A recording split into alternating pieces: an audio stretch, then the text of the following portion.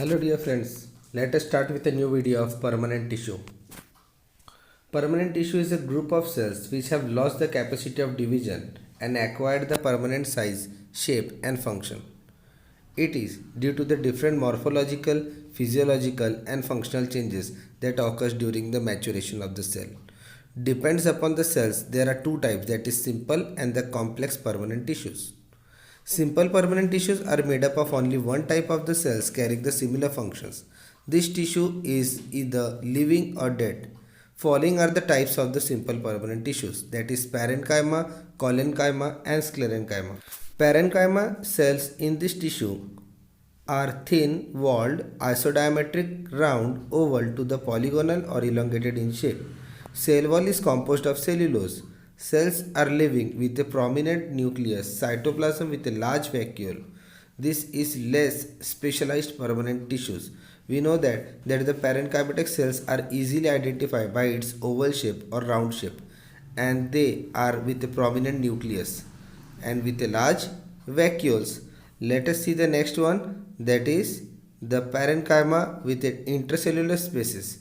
Some cells may compact arrange cytoplasm of the adjacent cell is interconnected through the plasmodesmata and thus forms a continuous tissues.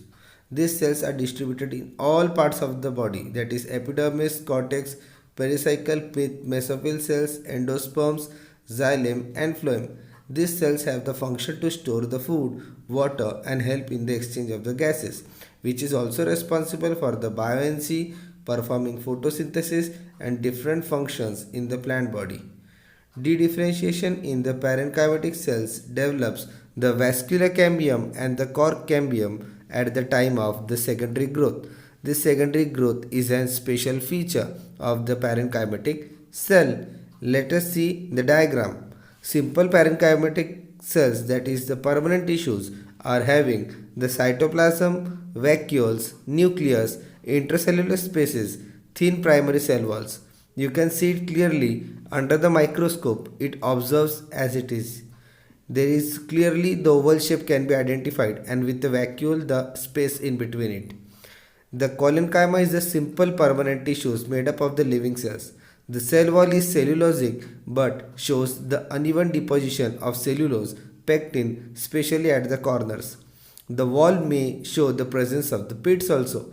They appear compactly packed with the transverse sections. Collenchyma gives a mechanical strength to the stem and the roots.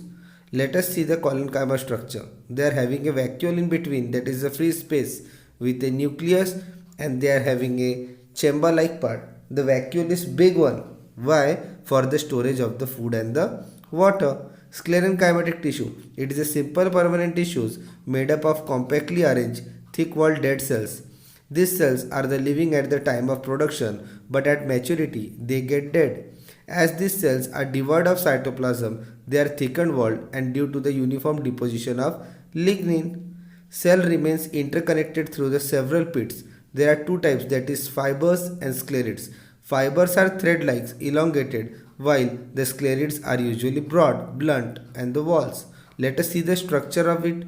Sclerenchymatic section, that is the transverse section, shows the simple pit pair structure, while the another structure shows the narrow lumen and the cavity.